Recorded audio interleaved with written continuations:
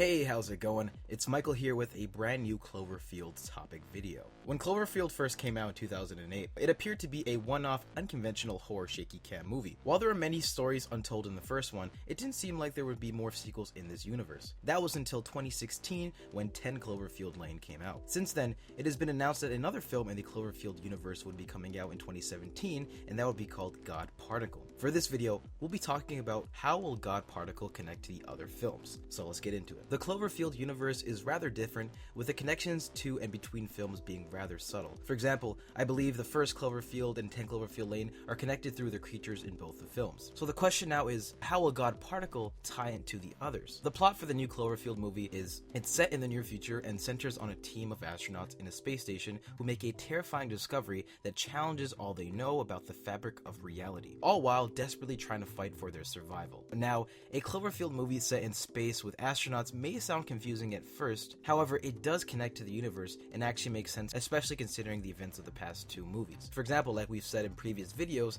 the aliens from 10 Cloverfield Lane are responsible for the monster Clover or related into some capacity. As we saw at the very end of Cloverfield, a satellite dropped from space and fell into the ocean all the way to its depths. The aliens that we see in 10 Cloverfield Lane have been monitoring the creature in the movie for thousands of years and sent down the satellite. Connecting to 10 Cloverfield Lane, and I also believe in God Particle, Howard worked for the company Tagarado on satellites. Essentially, they were an organization in the original film that had a significant impact on the background story. Howard actually worked for Bold Futura, a branch of Tagarado, the company supposedly responsible for the attack. Howard worked for their satellites, and this is how he knew about the invasion. So how God Particle will work is, I believe it'll show the origins of the Cloverfield creature and aliens, also going to show their connection to one another in some capacity. The astronauts in the movie will discover the beings in whatever civilization they have, fight to survive, and I believe in the process, in the end of the film, the aliens go to attack Earth, and this could be the invasion that we see in 10 Cloverfield Lane, or we could see the satellite falling from the sky connecting back to the first Cloverfield, seeing how it got there exactly and who sent it. Another possibility is they could even have an Easter egg to Howard